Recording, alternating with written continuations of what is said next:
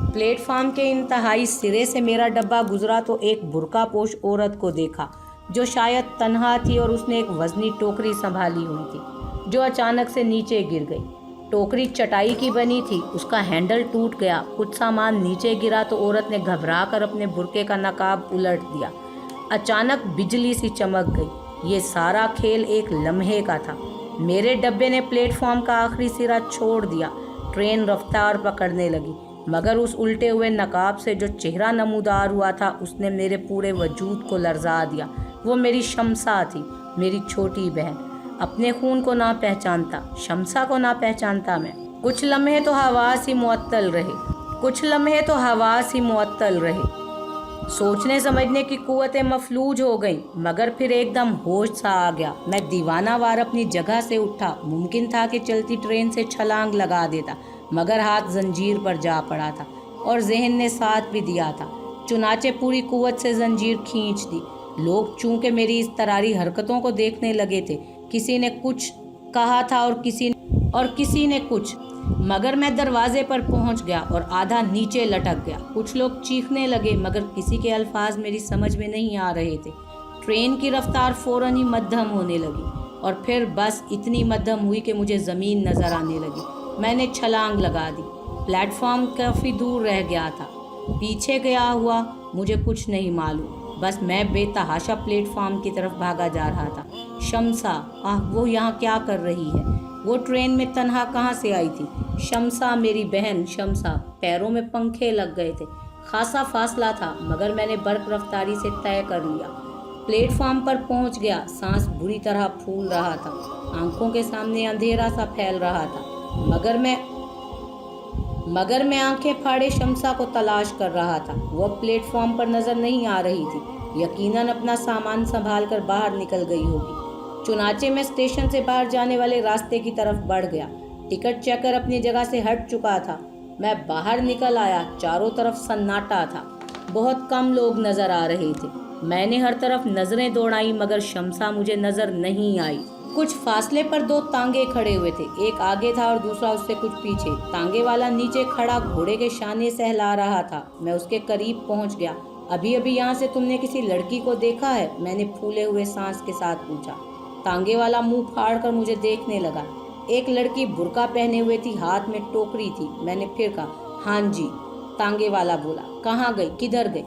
हमारे को क्या मालूम जी। ओह, तुम कह रहे थे कि तुमने उसे देखा है। देखा तो है जी, मगर वो किधर गई हमें क्या मालूम।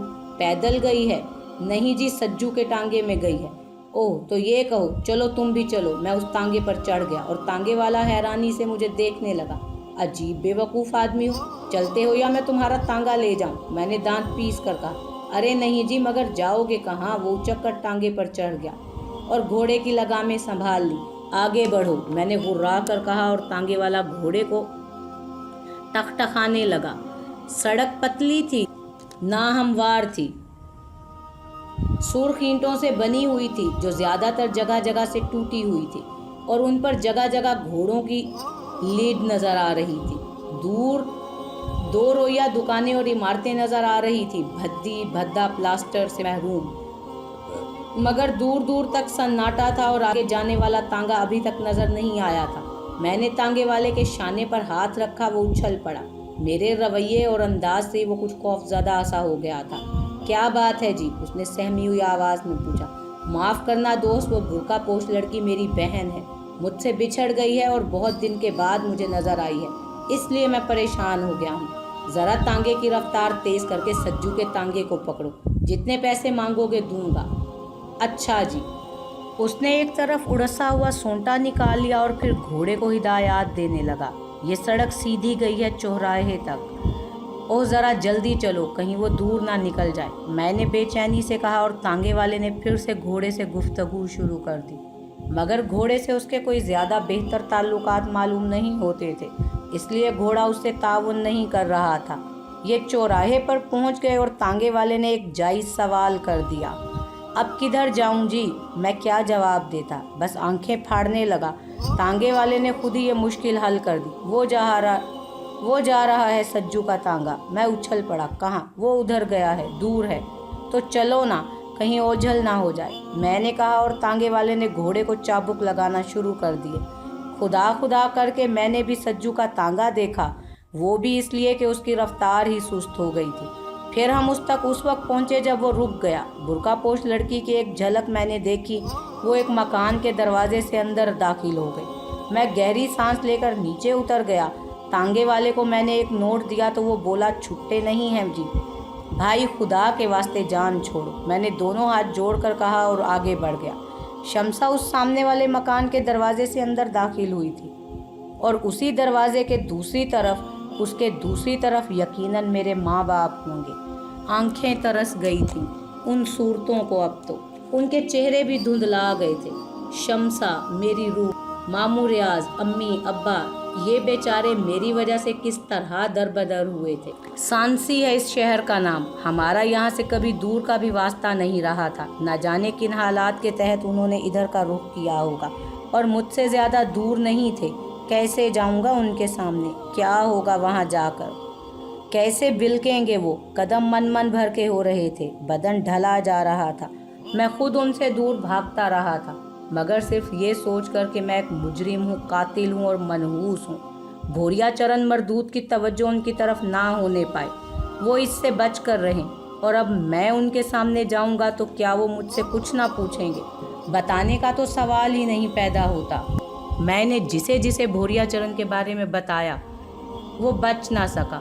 कितना मुश्किल हो जाएगा उनके सवालात से बचना, और उनके पास रुकने का तो सवाल ही पैदा नहीं होता। उनसे मिलूंगा, दिल हल्का करूंगा, बस इतना कहूंगा उनसे कि मेरे लिए दुआ करें, खुदा से दुआ करें कि मेरी मुश्किल दूर करने के लिए, खुदा से मेरी मुश्किल दूर करने के लिए गिड़गिड़ाएं। मैं इस अजाब से निकला तो उनकी खिदमत करूंगा, वरना वो मुझे सब्र कर लें। हाँ, महमूद की खैरियत उन्हें ज़रूर बता दूंगा। मामू रियाज के बारे में पूछूंगा कि वो किसके साथ शक्तिपुर गए। ये सारे ख्यालात उन चंद कदमों का फासला तय करते हुए दिल में आए थे। अजीब कैफियत हो रही थी। न जाने किस तरह दरवाजे की जंजीर बजाई, एक बार, दूसरी बार, तीसरी बार। फिर दूसरी तरफ से कुछ आहटें सुनाई दी। जंजीर हिली और मेरी रूह आंखों में आ गई।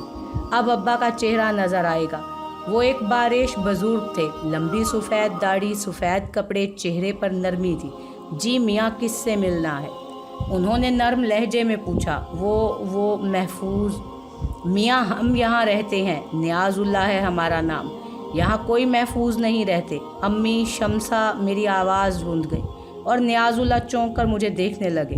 कुछ अजीब सा अंदाज था उनका, जैसे मेरी कैफियत पर गौर कर रहे हों। मेरे चेहरे पर मायूसी की गहरी तहें चढ़ गई थी। आंसू थे कि आंखों से उमड़े आ रहे थे। हलक बंद सा हुआ जा रहा था। सारे तसव्वुरात चकनाचूर हो गए थे। ये चंद कदम का फासला तो मैंने ख्वाबों के महल बनाकर तय किया था। दिल ने यकीन कर लिया था कि माँ बाप का चेहरा निगाहों के सामने होगा, मगर ये सब कुछ कहाँ से आए हैं मियाँ? सांसी के रहने वाले हैं या कहीं बाहर से आए हैं? बुजुर्ग नियाज़ुल्लाह ने बदस्तूर नरम लहजे में पूछा, और मैं एक बार फिर चौंक पड़ा। अगर मेरे माँ बाप इस घर में नहीं रहते तो शमसा यहाँ कहाँ से आई? मैंने बुजुर्ग के औकब से अंदर झांकते हुए कहा, यहाँ अभी मेरी बहन आई है, शमसा नाम है उसका। सियाह बुर्का ओढ़े हुए थी, हाथ में चटाई की बनी हुई एक टोकरी थी। वो मेरी बिछड़ी हुई बहन है। रेलवे स्टेशन पर मैंने उसे देखा, लेकिन रेल दूर निकल चुकी थी। मैंने जंजीर खींचकर रोक ली और नीचे कूद पड़ा। जब रेलवे स्टेशन पर पहुंचा तो वो तांगे में बैठकर चल पड़ी थी, और बमुश्किल तमाम मैं दूसरे तांगे में उसका पीछा करता हुआ यहाँ तक आया हूँ। मैंने अपनी आंखों से आपके घर में दाखिल होते हुए देखा है उसे। नियाज़ुल्लाह की आंखें हैरत से फैल गईं। तुम्हारी बहन शमसा? जी, वो अभी बुरके में मलबूस। मगर वो तो मेरी बेटी अजीज़ा है। अपनी खाला के यहाँ गई थी, 1 माह के बाद वहाँ से वापस आई है। हो सकता है तुम्हें गलत फहमी हुई हो। मैं हिचकिचाया तो नियाज़ुल्लाह साहब ने मेरा हाथ पकड़ लिया और दरवाजे से अंदर ले गए। छोटा सा सहन था, इसके बाद बरामदा, जिसके अंदर 3 कमरों के दरवाजे और न जाने क्या क्या। बरामदे में एक तख्त पड़ा था जिस पर दरी और सफ़ेद चादर बिछी थी। एक तरफ चौकी बिछी थी जिस पर जाए नमाज तह की हुई रखी थी। जाए नमाज पर हज़ारी तस्बीह रखी हुई थी। बुजुर्ग मुझे बरामदे में ले आए और तख्त पर बैठने का इशारा किया। फिर उन्होंने आवाज़ लगाई, अजीज़ा बेटी, अजीज़ा ज़रा बाहर तो आओ। आई अब्बा जान, कपड़े बदल रही हूँ, जवाब मिला। बुजुर्ग खुद भी मुझसे कुछ फासले पर तख्त पर बैठ गए। वो बदस्तूर मेरा जायजा ले रहे थे और मेरे चेहरे पर बिखरे हुस्नो मलाल से मुतासिर होते मालूम हो रहे थे। फिर उन्होंने कहा, मियाँ कहाँ से आ रहे हो? शक्तिपुर से। ओहो, अच्छा, तुम्हारी बहन कैसे बिछड़ गई तुमसे? अभी उनका सवाल ख़त्म ही हुआ था कि दरमियानी दरवाजे से एक लड़की अंदर दाखिल हुई। सफ़ेद शलवार कमीज़ में मलबूस, अच्छे खदोखाल, उम्र तकरीबन 26-27 साल, मगर ये चेहरा शमसा का नहीं था।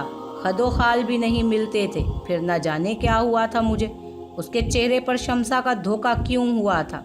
कुछ गलती हो गई, यकीनन कुछ गलती हो गई। मैंने तो शमसा ही को देखा था, हो सकता है उस बेवकूफ़ तांगे वाले ने, मगर नहीं। लड़की मुझे देखकर एकदम ठिठक गई। उसने वापस दरवाजे के अंदर जाना चाहा, लेकिन नियाजुल्लाह साहब की आवाज़ उभरी, आ जाओ बेटी, आ जाओ। लड़की ठिठकती हुई बरामदे में आ गई। मेरी निगाहें झुक गई थी। नियाजुल्लाह साहब मुस्कुरा कर बोले, मियाँ फैसला करो, ये तुम्हारी शमसा है या हमारी अजीज़ा? मैं जल्दी से तख्त से नीचे उतर गया और शर्मिंदा लहजे में बोला, मैं बेहद शर्मसार हूँ, इंतहाई माफ़ी चाहता हूँ, मुझसे गलती हुई है। अरे तो उठकर क्यों खड़े हो गए भाई? हमारी अजीज़ा अगर तुम्हारी बहन शमसा बन जाए तो हमें तो कोई एतराज़ नहीं। क्या बात है अब्बा मियाँ, ये कौन है? स्टेशन से तुम्हारा पीछा करते हुए आए हैं, बल्कि तुम्हारी वजह से अपना सफ़र खोटा कर चुके हैं। मैं समझी नहीं अब्बा मियाँ। स्टेशन पर आप बुर्का ओढ़े हुए थीं, आपके हाथ में एक टोकरी थी जिसका एक हैंडल टूट गया था। क्या ऐसा हुआ था? मैंने बेइख्तियार पूछा। जी हाँ, ऐसा हुआ था, लड़की ने कहा, और मेरे दिल में उम्मीद की आखिरी शम्मा भी बुझ गई। ये ख्याल आया था कि एक लम्हे के लिए तांगे वाले की गलत रहनुमाई से मैं यहाँ आ गया हूँ। हो सकता है शमसा किसी और सिमत निकल गई हो, मगर टोकरी के वाक़या का एतराफ़ इस बात की ज़मानत था कि मेरी आंखों ने ही शमसा को धोखा खाया था। उसी वक्त दरवाजे पर दस्तक हुई। नियाजुल्लाह साहब चौंक कर उधर देखने लगे, फिर बोले, पता नहीं कौन है, मैं देखता हूँ। लड़की हैरान सी खड़ी मुझे देख रही थी। वैसे ही क्या कम हिमाकत हुई थी कि मज़ीद यहाँ रुकता। नियाजुल्लाह के पीछे पीछे ही दरवाजे तक आया। दरवाज़ा खुला तो सामने ही उस तांगे वाले की शक्ल नज़र आई जिसके मरियल घोड़े ने बमुश्किल तमाम यहाँ पहुँचाया था। तांगे वाला मेरी शक्ल देखते ही बोला, नोट तुड़ा लाए हैं जी आपका, छूटे पैसे ले ले। नियाजुल्लाह चौंक कर मुझे देखने लगे। तांगे वाले की बात ऐसी थी कि मुझे हंसी आ जाती, मगर तकदीर में तो आंसू ही आंसू लिखे हुए थे। हंस ना पाया और तांगे वाले से कहा, भाई मैंने तुमसे छूटे पैसे वापस तो नहीं मांगे थे। तांगे वाला हैरत से बोला, हैं, मगर नोट तो जी आपने हमें 10 रुपए का दिया था और यहाँ तक का बनता है 1.25 रुपया, बाकी पैसे का हम क्या करें? तांगे वाला मासूमियत से बोला। नियाजुल्लाह साहब ने मेरी तरफ देखा और फिर हाथ बढ़ाकर तांगे वाले से पैसे ले लिए और तांगे वाला इत्मीनान से वापस मुड़ गया। नियाजुल्लाह साहब हंसते हुए मुड़े और पैसे मेरी तरफ बढ़ाते हुए बोले, ये तो अपना रिस्क अल्लाह ही से मांगते हैं मियाँ, किसी इंसान से बख्शिश लेने की आदत ही नहीं इन्हें। मगर ये तुम तैयार कहाँ के लिए हो रहे हो? जी मैं जाना चाहता हूँ और एक बार फिर आपसे माफ़ी मांग रहा हूँ। आपकी जगह कोई और होता तो मेरी इस हरकत से नाराज़ हो जाता, लेकिन आपने, खुदा आपको इसका अजर दे। सारी बातें ठीक हैं, मगर आप तशरीफ़ कहाँ ले जा रहे हैं? आइए, अब आप हमें ऐसा गया गुजरा भी ना समझें कि हम आपको एक प्याली चाय की भी ना पिला सकें। और जहाँ तक बात रही आपकी गलत फहमी की, तो मियाँ गलत फहमी इंसानों ही को होती है, इसमें बुराई की क्या बात है? बल्कि हमें तो अफसोस है कि आपका नुकसान हुआ। न जाने कहाँ तक का टिकट होगा, यहाँ उतरना पड़ गया, अब वापस जाओगे तो नया टिकट लेना पड़ेगा। मैंने जल्दी से जेब से टिकट निकालकर नियाजुल्लाह साहब के सामने कर दिया ताकि अपनी सुनाई हुई कहानी की तस्दीक कर दूं। नियाजुल्लाह ने एक बार फिर मेरा हाथ पकड़ा और मुझे वापस लाकर तख्त पर बिठा दिया। लड़की अभी तक अपनी जगह पर खड़ी हुई थी। नियाजुल्लाह ने उससे कहा कि अजीज़ा बेटी थकी हुई तो होगी, लेकिन हम चाहते हैं कि हमें नाश्ता कराए बगैर तुम नहीं आएगी। मेहमान भी आ गए हैं, चुनाचे हो जाए ज़रा जल्दी से तैयारी। अंडे नेमत खाने में रखे हैं और तुम्हारे हाथों के बेमिसाल पराठे। मियाँ नामालूम मज़ा ना आ जाए तो हमारा ज़िम्मा। अम्मा बैठो, तकल्लुफ़ पर तकल्लुफ़ किए जा रहे हो। मियाँ लखनऊ के हो क्या? बैठो भाई बैठो, कम से कम अपना नाम तो बता दो। कुछ ऐसा अजीब सा लहजा था उनका, ऐसी अपनायत और मोहब्बत थी कि हलक में फंसा हुआ गोला پھوٹ بہا اور نہ جانے کس طرح آنسوؤں کے ساتھ سسکیاں ابل پڑی۔ عزیزہ جو دروازے کی جانب مڑنے ہی والی تھی ٹھٹک کر رک گئی۔ نیاز اللہ بھی حیران تھے، مگر میں کیا کرتا؟ نہ جانے کیوں میں اس لڑکی کو شمسا کے روپ میں دیکھ چکا تھا اور میرا وجود تہو بالا ہو کر رہ گیا تھا۔ پھر نہ جانے دل میں کیا آس لیے اس دروازے تک کا فاصلہ طے کیا تھا۔ برسوں کے بچھڑے ہوئوں کو دیکھنے کی ایک آس بندھی تھی، لیکن نیاز اللہ اور عزیزہ مجھے تعجب سے دیکھتے رہے۔ ان کے سامنے اس طرح روتے ہوئے سخت شرمندگی ہو رہی تھی، لیکن بند ٹوٹ گیا تھا، بہاؤ روکے نہ رک رہا تھا۔ دونوں ہاتھوں سے چہرہ چھپا لیا، پھر بھی برداشت نہ ہو سکا تو تیزی سے دروازے کی طرف دوڑ پڑا۔ دروازہ کھول کر باہر نکل گیا۔ نیاز اللہ کی آوازیں سنائی دی تھیں، یقیناً روک رہے ہوں گے، مگر میں نہ رکا اور ان کے گھر سے بہت دور نکل آیا۔ اس عالم میں سڑکوں پر بھاگنا بڑا عجیب سا تھا، خود کو سنبھالنا بے حد ضروری تھا۔ سامنے ہی بڑ کا درخت نظر آیا جس کا تنا بے حد چوڑا تھا، اس کی آڑ میں رک گیا۔ ادھر ادھر دیکھا، ویسے بھی سانسی بہت بڑی جگہ نہیں تھی، آبادی بھی بہت زیادہ نہیں تھی، چنانچہ اس وقت بھی آس پاس لوگ نظر نہیں آئے اور یہاں مجھے کافی سکون ملا۔ درخت کے تنے سے ٹیک لگا کر بیٹھا، آنسو خشک کیے۔ بھوریا چرن کے خلاف دل میں جو نفرت تھی وہ انتہا کو پہنچی ہوئی تھی۔ کیا کروں اس کمبخت کا، کیا کروں؟ ہمیشہ ایسی چوٹ دیتا ہے کہ دل سینے سے باہر نکل آئے۔ یقینی طور پر وہ بھی میری ہی نظر کا دھوکہ تھا۔ میں نہ جانے کون سے بہتر راستے کی سمت سفر کر رہا تھا، ہو سکتا ہے ادھر ہی میری منزل ہو، اور پھر رتولی کے اس سکے نے جو کچھ مجھے بتایا تھا وہ بھی میرے لیے باعث دلچسپی تھا۔ لیکن بھوریا چرن کمبخت مجھ پر بھرپور نگاہیں رکھے ہوئے تھا اور کہیں بھی میری دال گلنے نہیں دے رہا تھا۔ وہ لڑکی شمسا کی شکل میں دکھا کر اس نے مجھے ریل سے نیچے اتار دیا تھا۔ خیر بھوریا چرن، ایک وقت تو ایسا آئے گا جب میں تجھ پر حاوی ہو جاؤں گا۔ جو تیرے خیال دل میں ہے اس کی تکمیل نہ کرنے کو تو میں نے اپنا ایمان بنا لیا ہے، اور اس ایمان کو زندگی سے زیادہ قیمتی قرار دے دیا ہے۔ دیکھوں گا اس جد و جہد میں زندگی کب اور کس طرح سے چلی جاتی ہے، لیکن پیر پھاگن کے مقدس مقام کی، مزار کی بے عزتی یا بے حرمتی اپنے پورے خاندان کی زندگی کی قیمت پر بھی نہیں کروں گا۔ ہاں بھوریا چرن، ہاں میں ایسا ہی کروں گا۔ تو بھی دیکھنا کہ تیرا واسطہ ایک مسلمان سے پڑا ہے۔ دل میں نہ جانے کیا کیا خیالات اور تصورات آتے رہے۔ شہر میں رونق ہوتی چلی گئی، اب زیادہ لوگ آتے جاتے نظر آ رہے تھے۔ پہلے تو یہ سوچا تھا کہ ہو سکتا ہے کہ کسی غلط تانگے کا تعاقب کر بیٹھا ہوں، لیکن جب نیاز اللہ صاحب کی بیٹی نے ٹوکری گرنے کے واقعہ کو بھی تسلیم کر لیا تو اس کے بعد کوئی شک نہیں رہ گیا تھا، اور اب یہاں شمسا کی تلاش بیکار ہی تھی۔ بہت دیر تک وہاں بیٹھا رہا، اس کے بعد سانسی شہر کا جائزہ لینے کے بارے میں سوچا اور وہاں سے چل پڑا۔ بس یوں ہی نہ جانے کہاں مارا مارا پھرتا رہا، کوئی تصور ذہن میں نہیں تھا، کھانے پینے کا بھی کچھ ہوش نہیں تھا۔ دل تھا کہ مسلسل رو رہا تھا۔ دوپہر ہو گئی اور سورج عروج پر پہنچ گیا، کافی گرمی تھی۔ میں ایک درخت کے سائے میں جا بیٹھا، صبح سے کچھ کھایا پیا ہی نہیں تھا۔ بیٹھا ہوا یہ سوچ رہا تھا کہ اب یہاں رکنا بیکار ہے، ریلوے اسٹیشن جاؤں، اپنا حلیہ درست کروں اور سانسی سے کہیں اور چل پڑوں۔ کہاں؟ مراد آباد کا سفر بھی کیا جا سکتا ہے۔ باقاعدہ معلومات حاصل کرنے کے بعد وہاں ممکن ہے ان صاحب کے بارے میں کچھ معلوم ہو جائے اور ان سے مامور ریاض کے بارے میں۔ اب تو کوئی جگہ ایسی نہیں رہی تھی جہاں اعتماد کے ساتھ جا سکتا تھا اور اپنے ماں باپ کو تلاش کر سکتا۔ کتنی عجیب و غریب بات تھی، میں نے خود ہی انہیں چھوڑا تھا، ان سے دور ہو گیا تھا۔ میں ان کی مشکلات میں ساتھ نہیں دے سکا تھا، اور اب آرزو تھی کہ وہ ایک بار مجھے نظر آ جائیں۔ اس کے علاوہ کچھ بھی تو نہیں تھا میری زندگی میں، نہ صحیح نہ رہے کچھ بھی، لیکن بہرحال جینا تو ہے۔ وقت کچھ اور گزار رہا تھا کہ میں نے کسی کے قدموں کی آہٹ سنی، کوئی میرے سامنے آ کر کھڑا ہو گیا۔ چونک کر دیکھا تو نیاز اللہ صاحب تھے، بڑی سنجیدہ نگاہوں سے مجھے دیکھ رہے تھے۔ میں گھبرا کر کھڑا ہو گیا۔ آپ؟ میں نے حیران لہجے میں پوچھا۔ ہاں میاں، ہم ہی ہیں، نیاز اللہ صاحب عجیب انداز میں بولے۔ میں انہیں دیکھتا رہا۔ وہ دوبارہ بولے، کسی کو اس طرح ذلیل کرنا خلاف انسانیت ہے اور خلاف مذہب بھی۔ ہم نے تھوڑی سی میزبانی کرنا چاہی تھی، مگر تم نے ہمیں اس قابل ہی نہ سمجھا۔ وجہ جان سکتے ہیں؟ نہیں جناب، میں آپ کو ذلیل نہیں کرنا چاہتا، مسلمان ہو الحمدللہ، تو پھر گناہ کیا ہے تم نے، اس کا کفارہ ادا کرو۔ میں آپ سے بے حد شرمندہ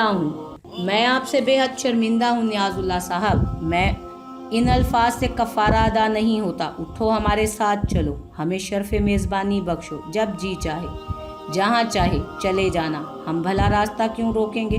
خدا آپ کو زمانے کی آفتوں سے محفوظ رکھے نیاز اللہ صاحب، میں نہایت منحوس انسان ہوں، انتہائی سبز قدم، جہاں میرے قدم رکتے ہیں وہاں مصیبتوں کا آغاز ہو جاتا ہے۔ خوب میاں، یہ نحوست وغیرہ ہندوؤں کا عقیدہ ہے، اسلام میں اس کی کوئی گنجائش نہیں۔ اللہ اپنی مخلوق سے پیار کرتا ہے اور ہم سب اس کے بندے ہیں، کیا وہ کسی کو منحوس بنا سکتا ہے؟ خیر چھوڑو، ہم ایک بار پھر اپنے غریب خانے پر چلنے کی درخواست کر سکتے ہیں۔ جو حکم، میں نے آہستہ سے کہا۔ رستے میں نیاز اللہ نے کہا، نام ابھی تک نہیں جانتے تمہارا؟ مسعود نام ہے میرا، ماشاءاللہ۔ وہ بولے اور خاموش ہو گئے۔ فاصلہ طے ہوا، اندر عزیزہ موجود تھی، مجھے دیکھ کر بڑے خلوص سے مسکرا دی۔ آپ لے آئے ہیں ابا جان انہیں؟ میں ان سے ناراض ہوں۔ کیوں بھائی؟ یہ مجھے بہن سمجھ کر میرے پیچھے آئے تھے، لیکن مجھے دیکھ کر انہوں نے مجھے بہن نہیں تسلیم کیا۔ اتنی بری ہوں کیا میں؟ انہی سے پوچھ لو، مسعود ہے ان کا نام۔ بول ہی نہیں رہی میں ان سے، یہ خود جواب دیں، عزیزہ نے کہا۔ جی جناب، کیا فرماتے ہیں؟ ذمہ دار آپ لوگ ہیں، قصور میرا قصور نہ ہوگا۔ جس نے مجھ سے خلوص برتا، جس کے دل میں میرا پیار پیدا ہوا، وہ تباہ و برباد ہو گیا، یہاں تک کہ میرے گھر والے بھی، شمسا میری بہن ہے، وہ سب مجھ سے بچھڑ گئے۔ میری ماں، میرے باپ، میرے ماموں سب میری نحوست کا شکار ہو گئے۔ آپ کو بہن کی شکل میں دیکھا، کچھ نظری دھوکہ ہو گیا تھا۔ آپ کے پیچھے بہت سے ارمان لے کر آیا تھا، یہ خیال تھا میرا کہ اب ماں باپ بھی نظر آ جائیں گے، مگر مجھے افسوس ہے کہ میں آپ کی بہن نہ نکلی۔ بہن جیسی تو ہو سکتی ہوں، جہاں تک آپ کے منحوس ہونے کا تعلق ہے تو میرا پختہ ایمان ہے، خدا نے بندوں کو منحوس نہیں بنایا، اس لیے آپ ہماری فکر نہ کریں۔ کاش آپ کو علم ہے کہ ابا میاں سارا دن آپ کے پیچھے پھرتے رہے ہیں؟ میں چونک پڑا۔ ہاں مسعود میاں، آج ہم بھی جاسوس بن گئے، تمہارا تعاقب کرتے رہے، یہ دیکھتے رہے کہ تم کہاں کہاں جاتے، اور جب تھک گئے تو تمہارے سامنے پہنچ کر تمہیں یہاں لے آنے کی درخواست کر ڈالی۔ جس نے بھی مجھ سے اتنا پیار برتا ہے وہ مشکلات کا شکار ہو گیا ہے، آپ بھی وہی سب کچھ کر رہے ہیں، خدا آپ کو محفوظ رکھے۔ یہ ہمارا اور خدا کا معاملہ ہے، اسے ہمارے اور اس کے درمیان رہنے دو۔ تم غسل کر لو، جاؤ۔ بھائی، ہم نے آج ناشتہ تک نہیں کیا۔ صبح کو میری صورت جو دیکھ لی تھی، میں ہنس پڑا۔ میں نے بھی دیکھی تھی، مگر میں ناشتہ بھی کر چکی ہوں اور دوپہر کا کھانا بھی کھایا ہے میں نے۔ جائیے، وہ غسل خانہ ہے، عزیزہ نے کہا، اور میں گردن جھٹک کر غسل خانے کی طرف چل پڑا۔ میری سسکیوں سے متاثر ہو گئے ہیں بیچارے، مگر میں کسی قیمت پر ان کے یہاں پڑاؤ نہیں ڈالوں گا۔ میں نے فیصلہ کیا۔ کھانا کھایا اور پھر دونوں باپ بیٹی گھیر کر بیٹھ گئے۔ نیاز اللہ بولے، پہلے ہمارے بارے میں سن لو۔ ہمارا نام نیاز اللہ والضمیر اللہ ہے، سانسی میں ہی پیدا ہوئے اور پلے بڑے، گو ہم نے آدھا ہندوستان دیکھا ہوا ہے، لیکن قیام یہیں رہا۔ ہمارے والد ضمیر اللہ صاحب کے پاس کچھ زمینیں تھیں جس سے کفالت ہوا کرتی تھی، بعد میں وہ زمینیں ہمیں منتقل ہو گئیں اور ہم ان کی دیکھ بھال کرنے لگے۔ پھر والد صاحب اور والدہ صاحبہ کا انتقال ہو گیا، ان کے اکلوتے تھے، جس کی وجہ سے تنہا رہ گئے، پر خود ہی کچھ بزرگوں کی کرم فرمائی سے شادی وغیرہ کا سلسلہ ہوا۔ شادی ہو گئی، مگر اہلیہ بہت عرصے تک ہمارا ساتھ نہ دے سکی، اپنی ایک نشانی چھوڑ کر اس دار فانی سے کوچ کر گئی۔ ہم نے اپنی تمام تر محبتیں اپنی بیٹی عزیزہ کو سونپ دی اور ہم باپ بیٹی زندگی گزارنے لگے، لیکن بیٹیوں کا ساتھ کہاں ہوتا ہے۔ عزیزہ بیٹی کی شادی کی ہم نے اور بالکل ہی تنہا رہ گئے۔ تقدیر نے عزیزہ کے شوہر کو بھی زندگی کی مہلت نہیں دی، وہ اللہ کو پیارے ہو گئے۔ عزیزہ صرف 6 ماہ سہاگن رہ کر بیوہ ہو گئیں اور اس کے بعد انہوں نے دوسری شادی کرنے سے انکار کر دیا۔ ہم نے بھی ڈھلتی ہوئی عمر کے پیش نگاہ زمینیں فروخت کر دی اور کچھ ایسی جائیداد خرید لی جس سے کرایہ وغیرہ حاصل ہو سکے۔ سو اب یہاں یہ چھوٹا سا گھر ہے، ہم باپ بیٹی ہیں اور یاد اللہ ہے، بس اس کے علاوہ زندگی کا کوئی اور مصرف نہیں۔ اس سے تمہیں اندازہ ہو گیا ہوگا کہ ہماری زندگی کیا ہے۔